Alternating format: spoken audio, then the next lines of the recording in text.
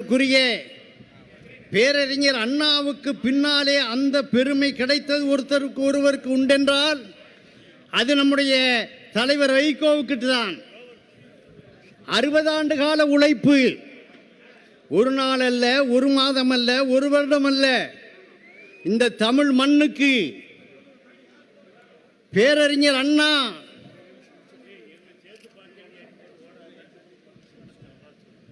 ரோமுக்கு சென்றிருந்த போது அங்கே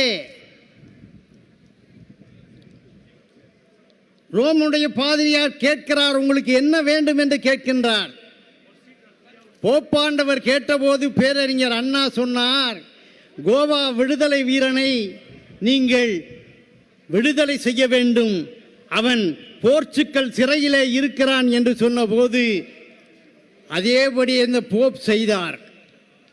இதேதான் நம்முடைய பெருமைக்குரிய தலைவர் வைகோ அவர்கள் மலேசியாவிலே 14 பேர் தூக்கு தண்டனை விதித்த போது அவர்களை காப்பாற்றிய பெருமை ஒருவருக்கு உண்டென்று சொன்னால் அது நம்முடைய தலைவர் வைகோவுக்கு மட்டும்தான். தமிழகத்திலே யாரும் அதற்கு உரிமை கொண்டாட முடியாது.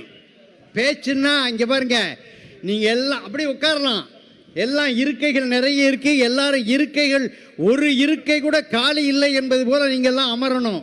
தயவு செய்து அமரும்படி அன்போடு கேட்டுக்கொள்கிறேன். பேச்சு எப்படி இருக்க வேண்டும் என்று பின்னாலே நீங்கள் கேட்கப் போகிறீர்கள். எங்களுடைய பொருளாளர் பேச இருக்கிறார், எங்கள் ஆடிட்டர் பேச இருக்கிறார். நான் முன்னாடி சினிமா படத்துக்கு முன்னாடி ஒரு நியூஸ் ரீல் போடுவாங்கல்ல, அது மாதிரி தான் நான் முன்னாடி பேசிகிட்டு இருக்கேன்.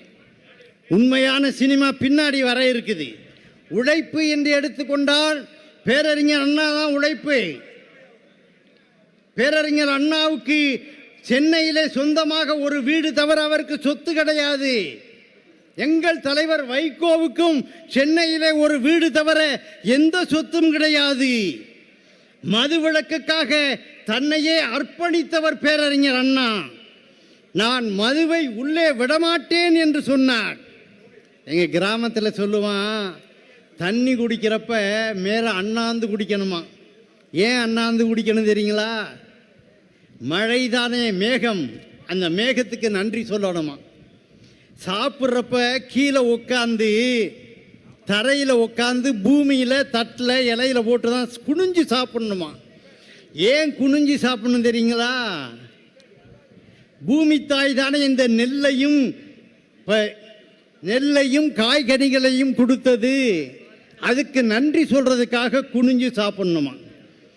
எங்கூரில்